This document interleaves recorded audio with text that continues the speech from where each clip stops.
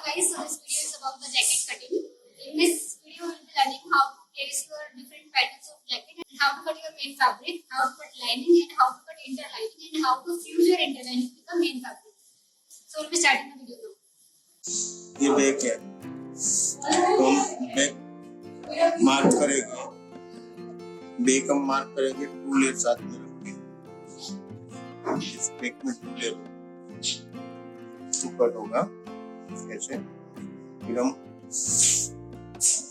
ये अपनी लेंथ और लेंथ में नीचे 2 इंच रखना है, दूसरा फोल्ड के लिए जैसे मार्क कर लेना है,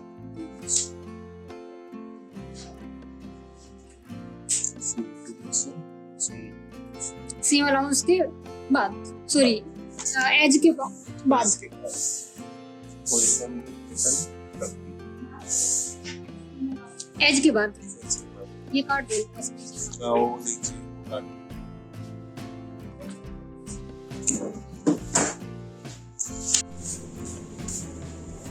जैकेट की लेंथ में हमें 2 इंच एक्स्ट्रा रखना है फैब्रिक, जिससे अंदर फोल्ड हो जाए, इसलिए ये 2 इंच हमने एक्स्ट्रा रख दिया फैब्रिक। फिर हम मार्क कर लेंगे ये सीम अलाउंस के साथ है ना, और ये 2 लेयर्स है, 2 लेयर्स है। हमने ये बैक साइड पहले से मार्क कर लिया।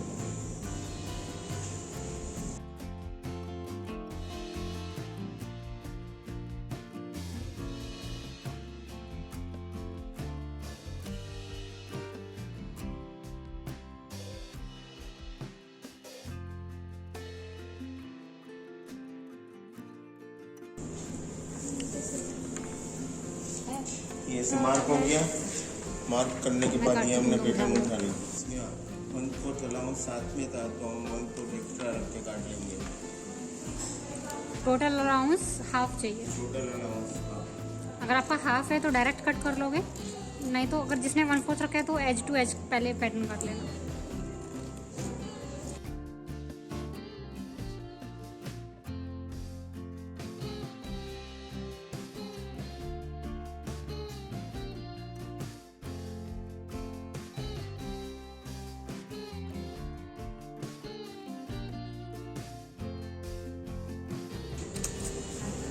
ये कट गया बैक साइड, अब हमें फ्रंट काटना है, तो हम फ्रंट भी ऐसे ही रखेंगे।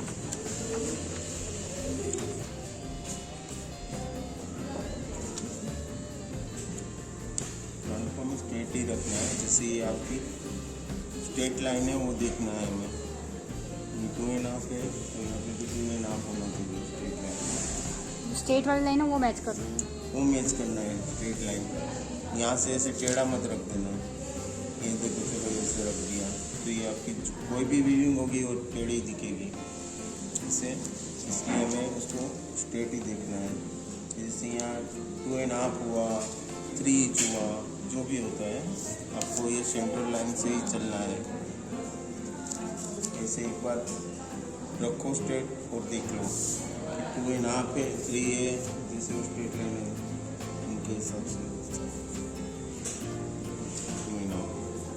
क्योंकि ये अपना फ्लेम है, नेपल है, तो नेपल टर्न होगी तो ये आगे हमें यहाँ 1 इंच है तो यहाँ 2 इंच है, तो डिफरेंस है।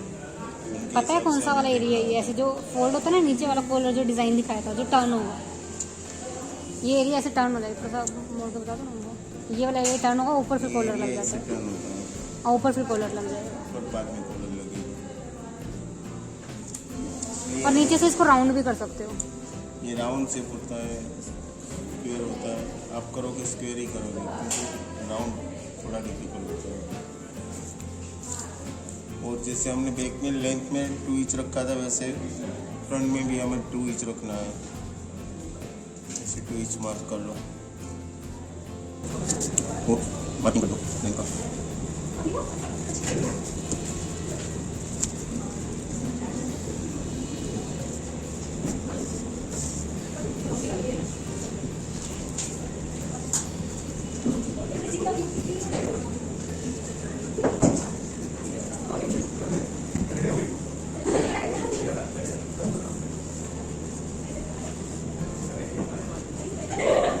हो गया।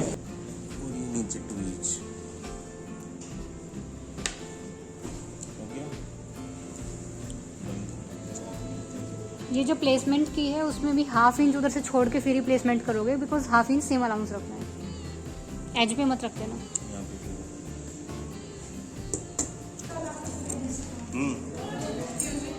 फिनिशिंग में भी ये हर जगह पे आप 1/4 था पैटर्न में ऐड, और इसमें भी पैटर्न में से हटा दिया गया, इसलिए आप भी चलाओ रख रहा हूँ।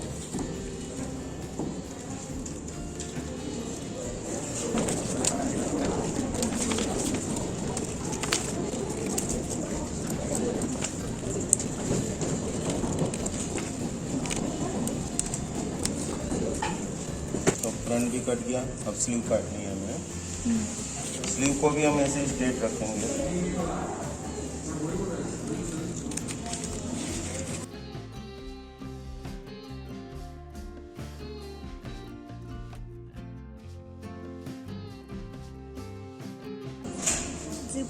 You already have added using the pattern making. हाँ तो थोड़ा inside you can put ना, inside 0.5 here also it will be. Marking करने की जरूरत ही नहीं है, सब स्टिचिंग में आ जाएगा डायरेक्ट। हाँ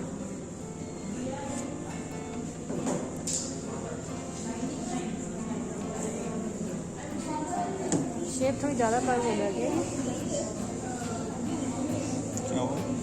शेप ये वाला ठीक है, थोड़ा ज़्यादा कर्व लग ये रहा वाला है, से ठीक है ना? ये कट क्यों दिया है? हाफ इंच का सेम अलाउंस है ये, यहाँ पे सिम अलाउंस इसमें साथ में, स्लीव में पूरा सेम अलाउंस है साथ में। इसमें भी 2 इंच नीचे है स्लीव में। गाइस स्लीव में you need not to add seam allowance, जितना भी है कट कर देना। जिसने प्रिंट नहीं लिए है सो बेटर है विदाउट सीम अलाउंस ऐड किए ही प्रिंट ले लेना, ठीक है? बिकॉज डू यू रिमेंबर जब हमने पैटर्न बनाया था तो उसमें आई हैव रिटन डाउन की move 0.5 inch inside as a seam allowance, तो ये आपका सीम अलाउंस है ऑलरेडी जो पैटर्न में ही नहीं लिया हमने। नीचे में सिर्फ ऐड करना है 2 इंचेस लेंथ में।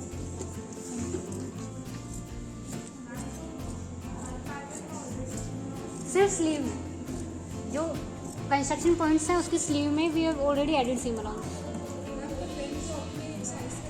लेंथ में बोला तो लेंथ में सिर्फ you need to increase 2 inch किया काका ने, देखो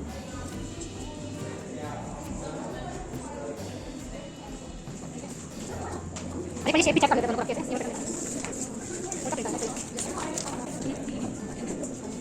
ये वाली जो शेप है, this shape should be equal, same shape. इसको ऐसे पैटर्न आप रख के ऐसे चेक कर लोगे, ठीक है? क्योंकि ये दोनों ही आपस में अल्टीमेटली ज्वाइन होने वाले हैं। अब ये अंदर का पार्ट, ये 2 कट स्लीव है तो अंदर के लिए काट रहे हैं। ये सेकंड पार्ट है स्लीव का, जैसे नॉर्मली ट्रेस करते हो वैसे ही सब पार्ट ट्रेस करते हैं।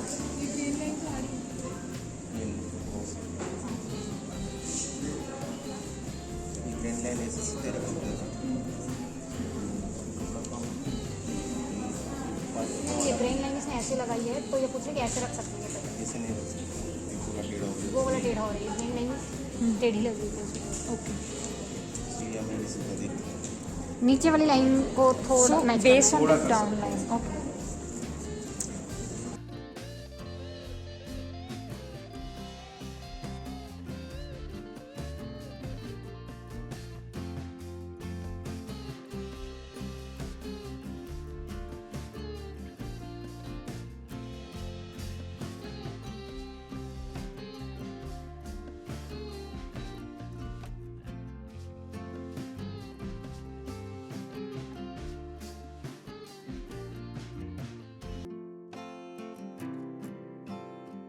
ये जैकेट का पूरा कटिंग हो गया, मेन फैब्रिक। अब उसकी हमें लाइनिंग काटनी है तो हम पैटर्न यूज़ नहीं करेंगे, ये जो हमने फैब्रिक काटा है वही यूज़ करेंगे। उसको ही रख के हम ट्रेस कर लेंगे तो सेम डिट्टो वो मिल जाएगा। क्योंकि आप पैटर्न ट्रेस करोगे फिर अलाउंस ऐड फिर करोगे, अलाउंस ऐड करोगे तो भूल गलती ही होगी आपसे, इसलिए हम डायरेक्ट ये फैब्रिक ही ट्रेस करेंगे। और फैब्रिक ट्रेस करने के बाद जो लाइनिंग का पार्ट है वो छोटा कर देंगे लेंथ में से, स्लीव लेंथ में और जैकेट लेंथ में। जो हमने 2 इंच रखा है वहाँ 1 इंच कर देंगे। बस दूसरा कुछ चेंज नहीं करना पूरा है। ट्रेस करने के बाद 1 इंच छोटा कर देना, एक एक सिंपल हो छोटा जाएगा। कर देना है, क्योंकि 1 इंच में फैब्रिक ऐसा कुछ छोटा ज़्यादा होगा नहीं। वही करना है। मैं पूरी बॉडी में पूरा फ्यूजिंग करना है। और ये जो 2 इंच वाला पार्ट है वहीं पे फ्यूजिंग नहीं आना चाहिए, पास ध्यान रखना है। जैसे फ्यूजिंग रख दिया और सेम काट लेते हैं पहले क्योंकि फैब्रिक पतला है तो पूरे में फ्यूजिंग लेंगे। जिसका बहुत ज़्यादा थिक लोगे, डेनिम लेते हो, तो सीम अलाउंस के अंदर अंदर में रखेंगे हम फ्यूजिंग। अदरवाइज सीम अलाउंस क्या है कि 2 लेयर फ्यूजिंग की, फिर 2 लेयर फैब्रिक की, तो 4 लेयर बहुत थिक हो जाती है साइड में। ये फैब्रिक ऑलरेडी पतला है तो इसको बस हम थिक कर रहे हैं, लेट्स इट। हमने ये 2 इंच फोल्ड भी कर लिया, नीचे से ऊपर से उसको फोल्ड कर लोगे। कपड़ा ना फटे वो ध्यान रखना है। पहले मार्किंग कर लेना आप लोग, और फिर उसको हटा के फिर काटना।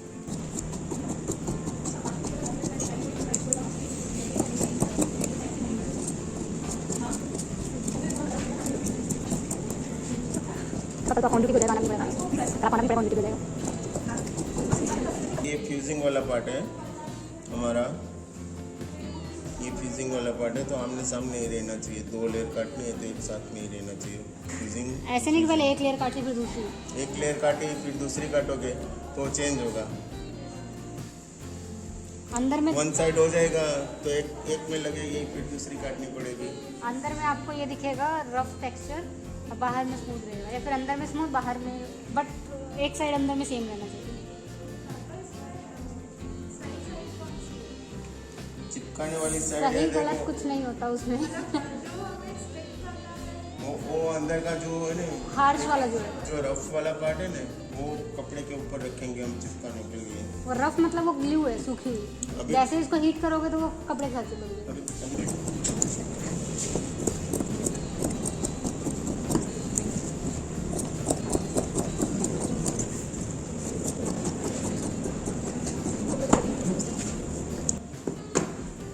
इस स्लीव का अंदर का पार्ट कम हो गया, ये 2 इंच हमने फोल्ड कर दिया था। जाएगा। जो भी लेंथ वाला अलाउंस है उसमें हम फ्यूजिंग नहीं रखेंगे।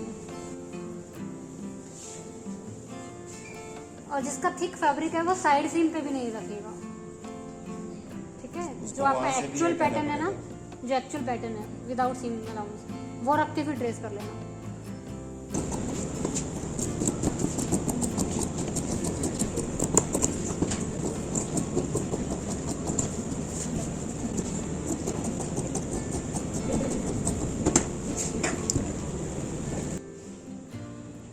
बैक में भी you need to take 2 layers only. नहीं, बैक वन फोल्ड नहीं रखेंगे, उसमें एक 2 पीस होगा।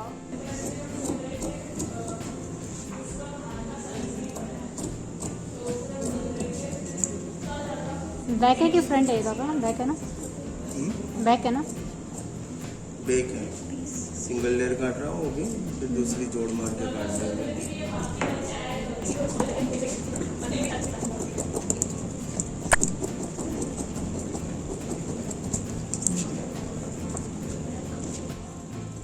फ्यूजिंग रख के दूसरी फ्यूजिंग काट लेंगे। कभी ऐसे 2 लेयर में काटना भी पड़े तो ध्यान रखना कि जो एक साइड है वो दूसरी के बिल्कुल फेस टू फेस होगी। अब देखो मैंने एक सिंगल फ्रंट काटा है, अब दूसरा फ्रंट काटूंगा तो उसके सामने इसमें ये रफ पार्ट है, तो ये भी रफ पार्ट उसके सामने ही रखना है। ऐसे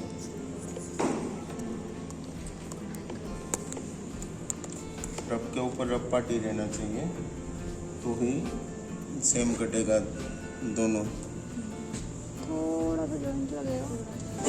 दिखेगा नहीं। बैक में ऐसे ही तो।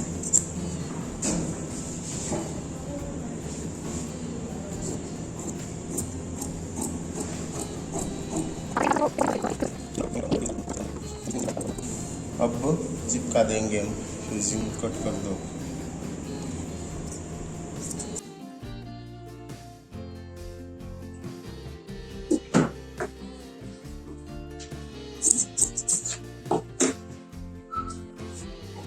पार्ट कपड़े के ऊपर रखेंगे ऐसे, एक पार्ट में रख दिया, फिर हम ये दूसरा पार्ट ऐसे ही रखेंगे।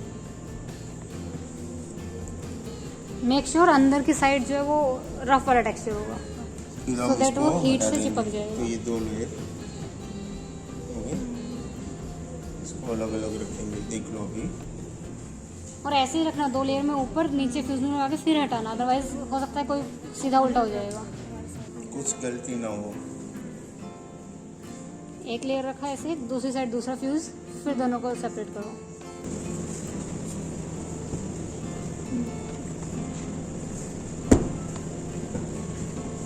हम जब चिपकाते हैं तब हमारी ये लाइन दिखनी है, यहाँ पे कंप्लीट ये 2 इंच वाला होता है, वहाँ पे आपका हिल ना जाए तो एक बार प्रेस भी मार के चिपका दो यहाँ पे थोड़ा। 22, 22।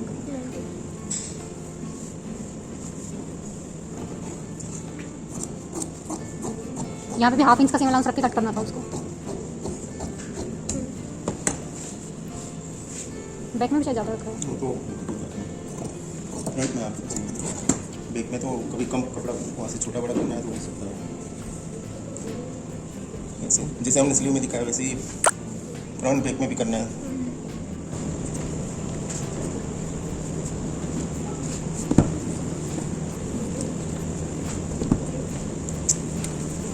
कपड़ा अच्छे से आयरन मार लेना है, क्रीज नहीं होनी चाहिए, नहीं तो क्रीज एक बार इस मशीन में गया तो वो फिर उसके लिए निकलेगा वो ही। क्रीज रहेगी, चिपक ही जाएगा।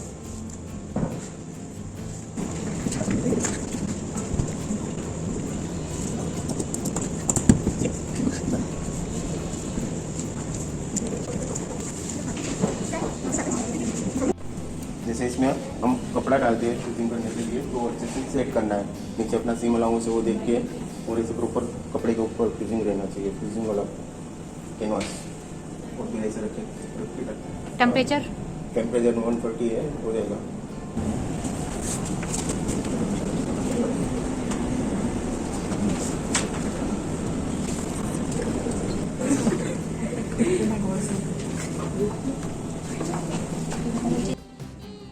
बट ध्यान रखना एक एक करके ही पैटर्न निकालने हैं, कहीं एक साथ डाल दो सारे।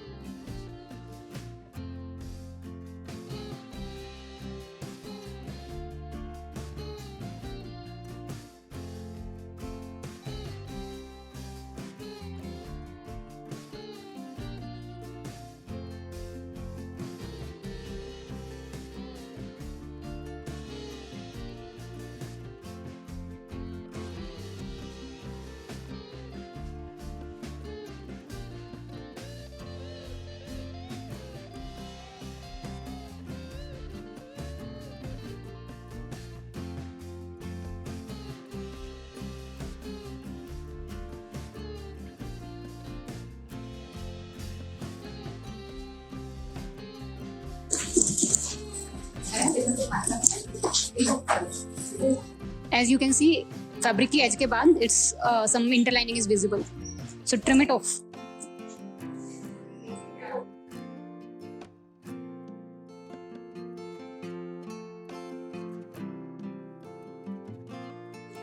So we have kept both the layers together. Now we will transfer the markings of dart. So as we have kept seam allowance, so put your fabric like the same.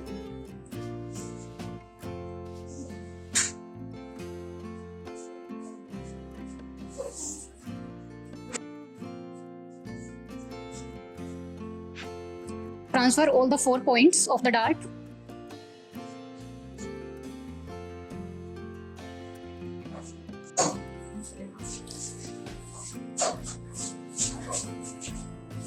मैं से यहीं पे निकल दिख रहा है थोड़ा सा।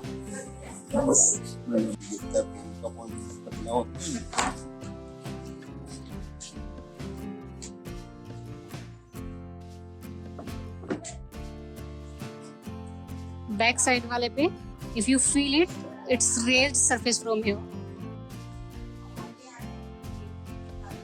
तो उसको फील करके you can mark it. Or you can transfer it on this side also with the help of this pattern. So we have transferred the markings. Now we will transfer the marking of front bodies, front part.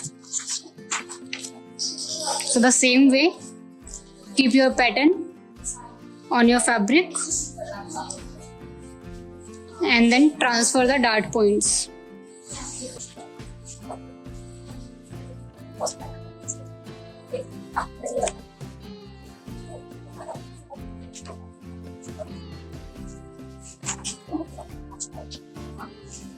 So yeah, making impressions of these points on the back side as well.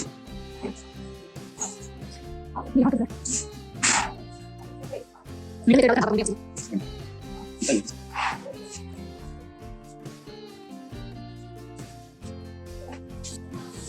ये हो dart pin. जैसे ये back pocket है, हमें lining on fold ही करना है, वहाँ पे एक कलर है।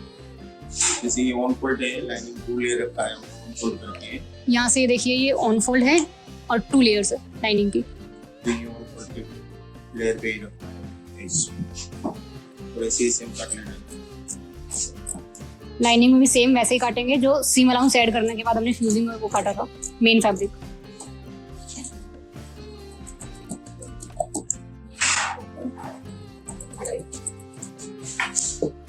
ये 2 इंच है अलाउंस अंदर फोल्ड करने का, तो हमें लाइनिंग में 1 इंच होना है, तो हम 1 इंच हटा देंगे, 1 इंच रख देंगे साथ।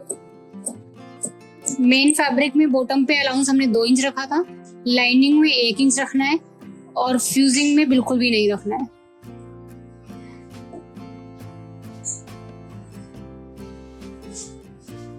बैक कट पे फ्रंट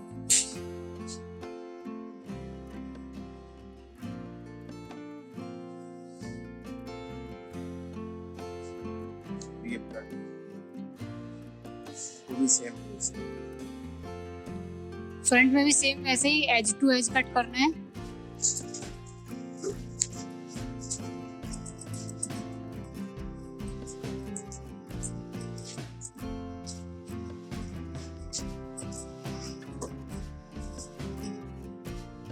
नीचे से सेम इसमें भी वैसे ही 1 इंच रखेंगे सीम अलाउंस।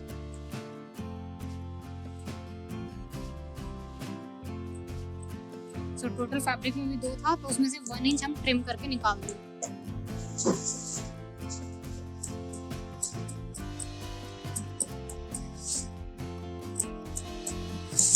इसके बाद सीम को कैसे एडजस्ट करेंगे?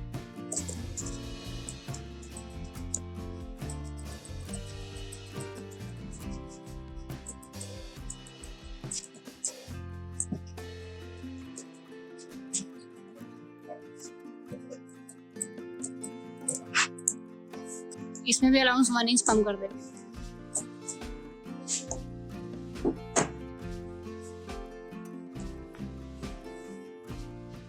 अभी स्लीव का दूसरा part,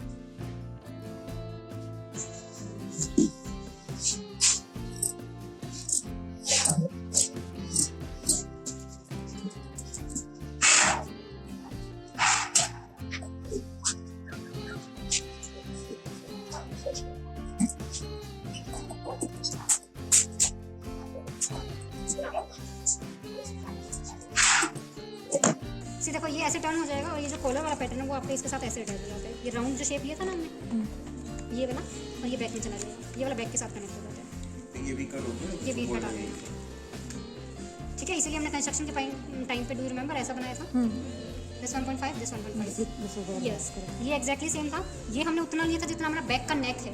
why? Because back neck जो ये वाला है, देखो ये वाला राउंड में, वो इसके साथ आपका ऐसे अटैच हो जाता है। ये शोल्डर अटैच होगा ऐसे, एंड देन फिर उसके बाद ये, तो वैसे ऐसे हो जाएगा। आ रहा है समझ में? वो कंस्ट्रक्शन के टाइम पे थोड़ा और क्लियर हो जाएगा। तो अभी हम लैपल का पैटर्न बनाएंगे। Okay, see from here you need to move 2 inches, from this point move 2 inches. अगर आपने ऑलरेडी इसका प्रिंट ले लिया है देन इसी पे ही यू कैन ट्रेस, नीचे वाला पैटर्न में आ जाएगा, ठीक है। इसको अच्छे से पिन कर लेना, एंड देन यहाँ पे first will do marking, it's 3 from the edge, it's 3, okay.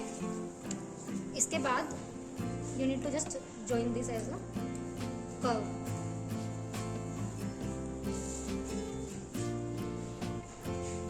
So this pattern is your lapel pattern. Trace के लिए क्या करोगे? You can keep it like this, and जो सेंटर वाली लाइन है you can trace it with the help of tracing wheel. इसको अगर अच्छे से पिन करके रखोगे तो होल्ड भी नहीं करना पड़ेगा। Even you can trace this line also with the help of tracing के लिए।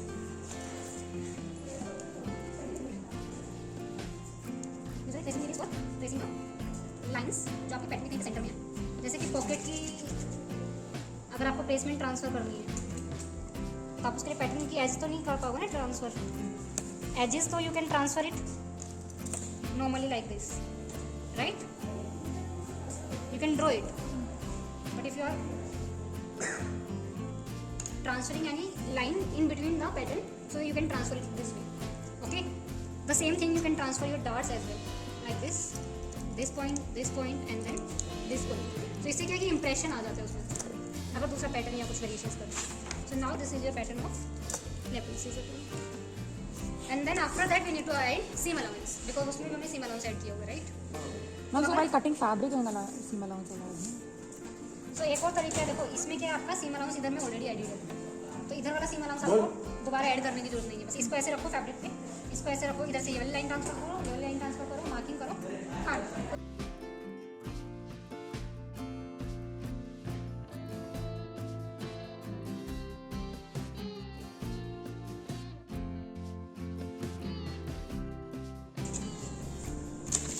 ऐसे अगर करोगे तो फिर इसमें सीम अलाउंस ऐड करना पड़ेगा, ठीक है. फैब्रिक से करोगे तो वो डायरेक्ट आ जाएगा.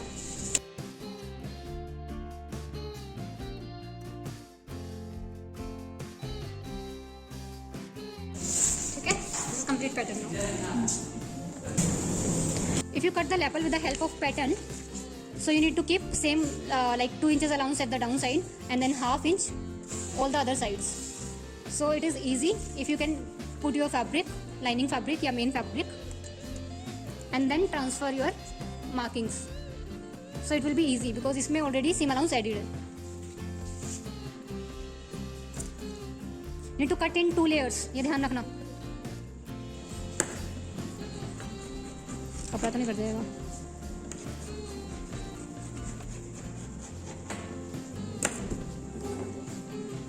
ट्रेस की है लाइन.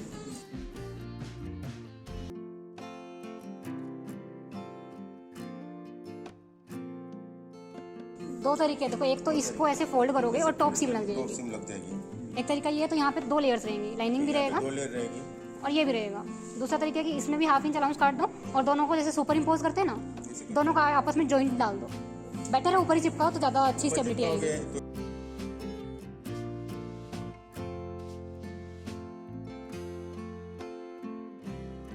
जहाँ पे हम बटन लगाते हैं ना लेपल पॉइंट, उससे 1 इंच आपको फेसिंग एक्स्ट्रा रखना है.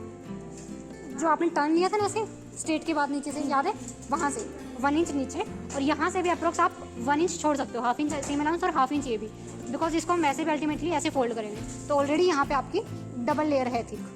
ठीक है, यहाँ से 13 इंच 13 14 लग रहा है. 2 पीसेस सेम कट करने हैं इसके भी. वही ध्यान रखना है, दोनों साइड जो रफ है वो अंदर होंगी टेक्सचर.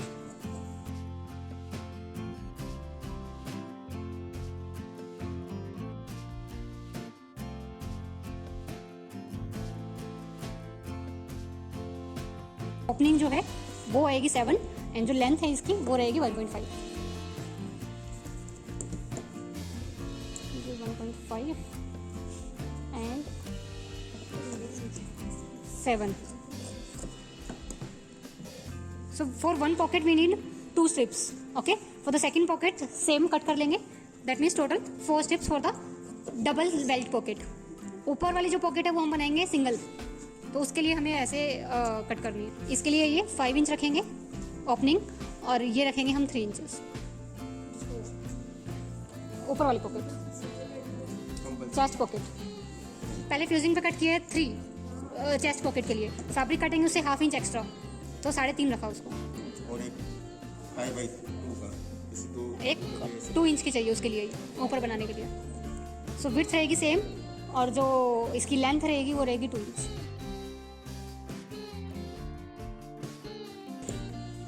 इसके बाद बड़ी वाली जो नीचे हम पॉकेट लगाएंगे उसके लिए विड्थ सेम रखेंगे, ओपनिंग जो है वो सेम रखेंगे और लेंथ वही सेम, उसमें हम थोड़ा सा इंक्रीज कर देते हैं. ये आपकी डबल बेल्ट जिसमें एक लाइनिंग आपको नीचे से दिख रही होगी, दिख रही है, ये एक बेल्ट नीचे और ऊपर है, दोनों के बीच में से आपने फ्लैप इंसर्ट कर दिया. अब सो दैट इसमें आपको प्रेसिंग लगाने की जरूरत नहीं पड़ेगी, हम सिर्फ फ्लैप लगा देंगे ऐसे. तो this is double belt with flap and this is single belt, इसमें आपके नीचे फेसिंग रहती है और अभी फ्लैप अंदर डाल दो तो ये डबल लिप पॉकेट हो गया। ऐसे। ऐसे।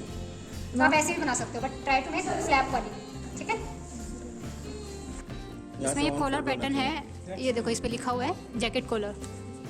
इसको अब आपको ट्रेस करना है। ये जो सेंटर वाला एरिया है वो ऑन फोल्ड होगा। जैसे ये मार्क किया हमने और हाफ ही चलाउंस रख के काट देना है। देखो ऐसे हाफ ही चलाउंस रख के काट देना है।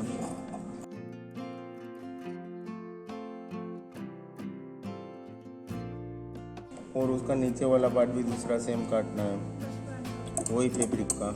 इसमें 3 साइड अलाउंस रखना है, सेंटर में ऑन फोल्ड रहेगा। सेम उसी को ट्रेस करके फेसिंग काट लेंगे इसकी, सेम फैब्रिक से।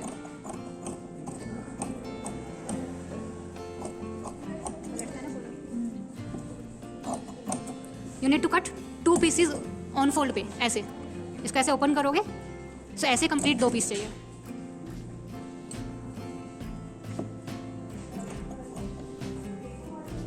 सेम ऐसे ही डबल लेयर यहाँ से ऑन फोल्ड पे फ्यूजिंग रख के इसको भी कट कर लेंगे। जहाँ फैब्रिक सॉफ्ट है तो पूरे में डालना है सीम अलाउंस के साथ। मोटा फैब्रिक है तो पैटर्न के हिसाब से काटना है। इसके बाद सेम ये इसके साथ में अंदर वाला जो पार्ट है वो टेक्सचर्ड वाला है, ऐसे रख के उसको पेस्ट कर देंगे मशीन में। Thanks for watching the video to the end. Hope your doubts are clear in this video. If you have any doubts, you can ask in the comment box and continue watching the video of the stitching of the jacket. I have made different parts to show how to assemble different pieces of the jacket.